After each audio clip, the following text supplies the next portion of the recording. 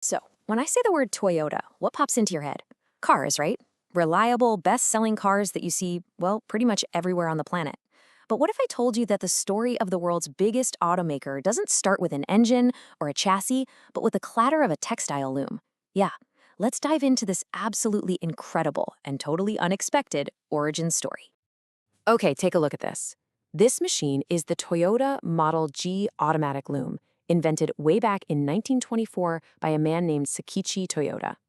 Now, it was a genius piece of engineering for its time, truly revolutionary, but its real legacy wasn't the cloth it made.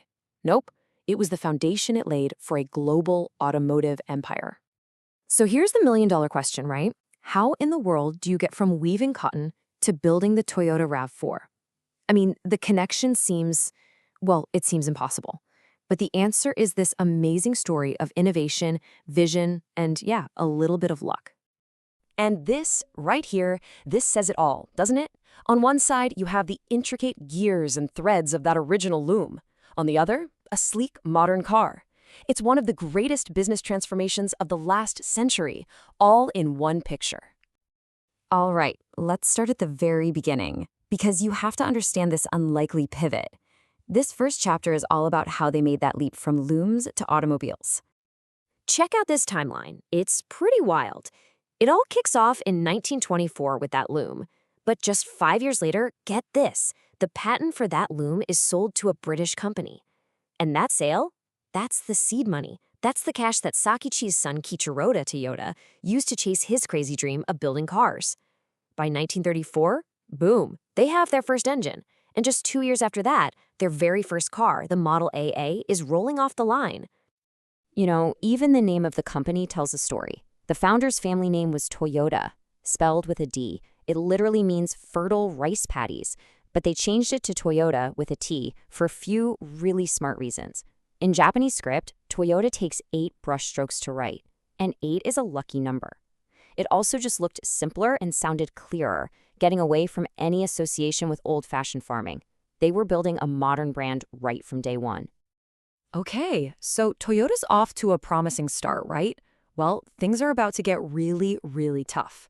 This next part is all about how crisis forged the very philosophy that made the company a legend, the Toyota way. Imagine this. World War II is over, Japan is devastated, and Toyota is on the brink of complete collapse. Their factories had been bombed, and to make things worse, the occupying Allied forces actually banned them from making passenger cars.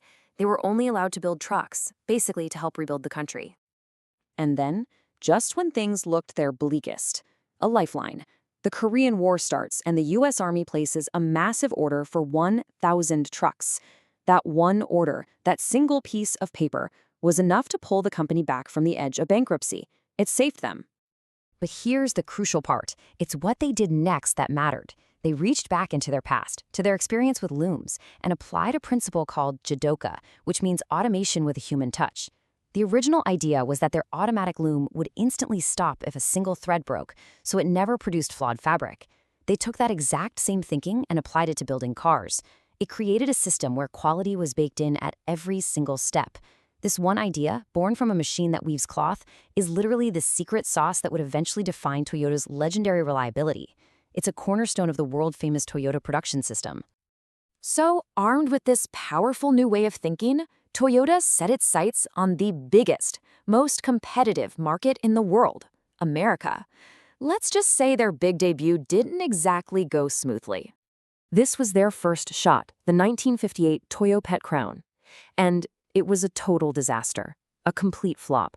Americans thought it was slow, clunky, and way too expensive. I mean, it was a tough little car, built for the bad roads of post-war Japan, not for cruising down a sunny California freeway. And the name did not help.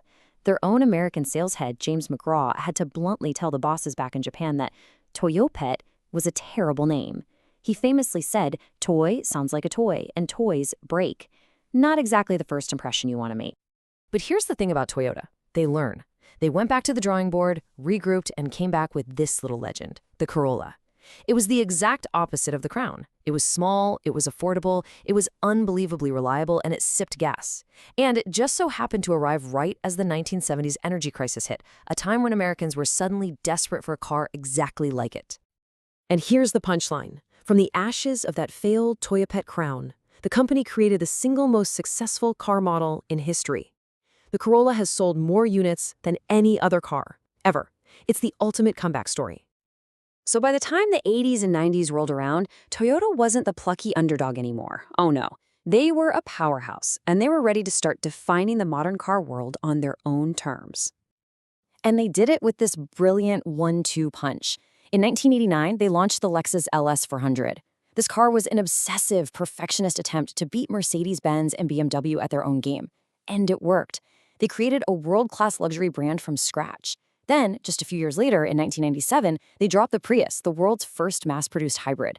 So at the same time, they were capturing the very top of the luxury market and inventing the future of fuel efficiency. Just an incredible strategy. Now, of course, the journey hasn't been perfect. Between 2009 and 2011, they got hit with a massive recall crisis over unintended acceleration that really hurt their hard-won reputation for quality. And more recently, while they're still the kings of hybrids, they've been getting a lot of criticism for being too slow to jump into the world of fully electric vehicles. And that brings us right up to today. Toyota is once again at a major crossroads, trying to figure out how to navigate a car industry that is changing faster than ever before. I mean, their dominance in the world we know today is undeniable. Just look at these sales numbers. The Corolla, the RAV4, the Camry, these are still global juggernauts, selling millions of cars a year. Their manufacturing machine is still second to none. But they're not just sitting back and counting the money. They're investing billions in AI and robotics. They're partnering with tech companies on self-driving cars. They're still pushing forward with hydrogen fuel cell technology. And to answer all those critics, they've promised to launch 30 brand new electric models by 2030. They're placing their bets. So it all comes down to this one big question. Toyota is a company that, starting with a simple loom, absolutely perfected the art of building cars in the 20th century. The challenge for them now is, can that same culture of relentless step-by-step improvement invent the entirely new world of mobility for the 21st?